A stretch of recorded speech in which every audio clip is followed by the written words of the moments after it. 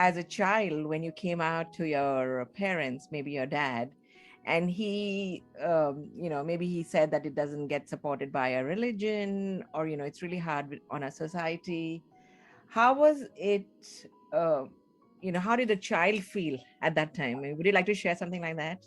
Yes, I absolutely would. So, first two things, I adore you, and I came out to you and was able to do so because I felt that you were a safe space for me to do that. Yeah. I did not come out at work until I was at Cisco. I had never done so prior to that. Oh, really? There's a whole great story about that too, but that's for another blog. Yeah. But but I came out to you because I connected with you and I felt safe with you and I was able to do that. So I'm glad it was a really great experience. And I think it was a bonding moment for both of us. That's, 22 years later, we're still, chatting. Exactly. And Yeah. frankly, really, when you told me, I had no way to react to it because Yes. I didn't know what to what to say. You're like, I think you said, great, let's go have lunch. But so, but your second question is really relevant, and you are absolutely correct. Now that marriage equality is the law of the land, people are way more are embracing the equity of their children, of their uncle that they've always known. People are, we're in a post-will and grace world, so being gay is normalized to some degree. Now, that's not to say that there aren't some environments, like highly religious environments or rural environments, or even in urban environments where there's like, I know that within the Black community, there's incredible, pressure put on young men to be men, Yeah. and the understanding what that means, not knowing that a young gay man is still very much a man, I like anyone else, but that's a whole other topic as well. Yeah. When I came out, to your point, it was not a good environment. I was in a small town in Texas. My parents rejected it. I was thrown out of the house. I was, and while the reason for my being thrown out of the house may not have been directly, you're gay, get out, it was associated because of behaviors that were happening. Nonetheless, to the point specifically, and the question you asked, what is a child here, has affected me throughout my life. And that's why I think it's important to talk about this, because a parent comes at a space, comes from a point of love. Yeah. They're trying to, they want their child to, have their religion or their belief system, or raise them with values that they find are important. So when a child comes and says, there's this thing about me, and know that by the time a child or a adult comes to a parent or comes to someone and says something, it has been very hard for them to get to that point. This is weeks and months of struggling. Is it okay for me to tell before you make the statement? This is never something that's taken lightly or flippantly. Yeah. So for me, when I went to my parents, their response was very much, I mean, granted, it was the 80s. Yeah. God, that's anyway. But, wow.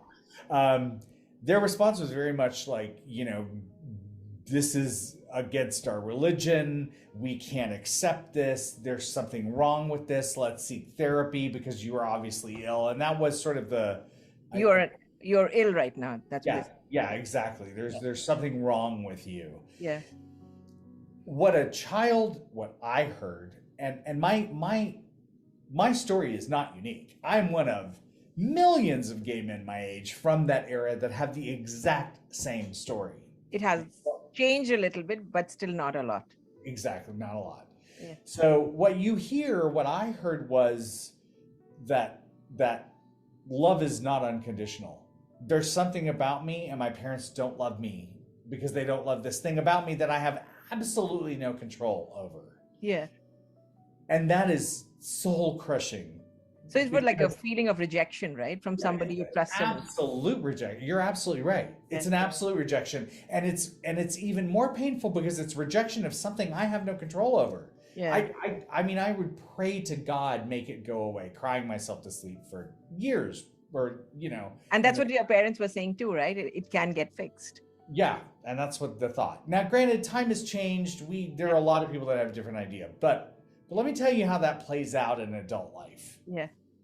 Because what that then teaches me in my adult life is that love requires criteria, that it is not unconditional, that there are expectations that must be met in order to be worthy of love.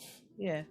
And what I found throughout my young adult life was, when you looked on paper at my life, for example, I don't have a college degree, and I was able to start at Cisco, and I've worked all these years in cybersecurity and learned and grown and evolved and become quite successful. Yeah.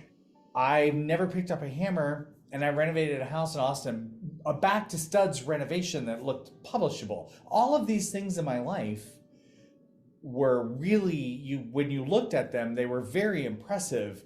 But in my own head, it was never enough, because while I set standards and criteria for people around me and could never have a successful relationship, my friendships were stressed because I always had criteria. I can't love you unless you do A, B, or C. If you're not meeting these standards, then I can't have a relationship with you.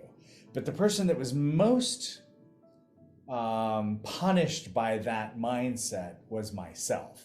Yeah. Because I never did enough. I am not worthy. And it took a lot of therapy to get to the point where I am enough. I am worthy. And love can be unconditional. And in the years, I should also say for our viewers, in the years after my family and I became very close, my parents understood where I was coming from and understood what being gay was about. And we, my dad passed away 4 years ago, but the last 15 years of our lives and our relationship were amazing. And he was super supportive. And my mother is to this day. And they love my husband now. He's a part of the family. Did he come for the wedding? Oh gosh, everybody was at the wedding. His family was there. My family was there. My high school sweetheart, who's Mormon, and all her family was there. Yeah. I mean, it was a big wedding. So yeah, it was, we are incredibly supported and loved. And I think that was to your site, Yeah, no, I mean, I'm so glad that you could mend your relationships. And how were you able to even mend the relationships with the people who hurt you as a child, right? I mean, not intentionally. Yeah, right. They were also coming from a place which they believe were true to them, right? But it's hard for a child to understand, and it's hard for them to accept. I mean, I wasn't a child when I mended it, right? I had enough time. And I think there's always in us this inherent desire to have validation from our parents. So, just as abusive people always go back to the abuser, I'm not saying that was abusive. We want to go back. Those relationships were strained, and there were long periods of time we didn't talk. You wanted to be accepted. Today, I wanted to be I wanted my family to be, I wanted us to be a family unit. I wanted that love and that acceptance. So there was always sort of a tie. But here's the kicker, at least what's funny is the challenge I had was not from my mom, who leans more liberal. It was my dad, Mr. Sheriff and police officer. And in the conversations that we had, they had totally different personal thoughts around it. Yeah. But my dad was the first to accept and have a huge overnight change of heart. And a lot of it had to do, I believe, there was this moment. It was this actual epiphanal moment where I was in my bathroom. Yeah. And I remember looking into the mirror and just sort of having this moment where I was like, wait a minute, I'm amazing. I am loved by my friends. I am loved by the people that are around me in my circles. I do really great things. I am compassionate. I'm caring. I'm really good looking. I would attest to that. Thank you. But why am I going back to these hands that are smacking me down? Yeah. I'm a good person. I'm worthy. And somebody can be a part of my life. This is without therapy. Yeah. Well, yeah, this was with therapy, but because it's hard to do it without that, right? Yeah, you're absolutely right. No, I mean, I think I think my therapist had already bought a really nice German car, but probably all off of me. Yeah. But I just had that moment, and it was that moment that maybe it was my attitude changed. It was also about the time I was being successful in my career. I was traveling the world. I had bought a house. And I think that all of those things sort of converged together. And my dad was able to say, wow, what a self-actualized person. I'm paying attention now. Let's have a conversation, if that makes sense. Yeah, it does. So I don't know if it's correct to say right now, did your dad actually start listening to you because he saw you check marking a lot of things that were important to him? Probably. That's a really good and insightful question. I think it was because, being Texas men, Yeah. there's this, and my dad was also a police officer. So I think it's important to also look at who he was dealing with in an urban city setting that he was throwing in jail. Yeah. Gay people, and he grew up in the 60s, right? Yeah. And Yeah. so his idea of what a gay person was at the time Yeah. versus who I am were very different.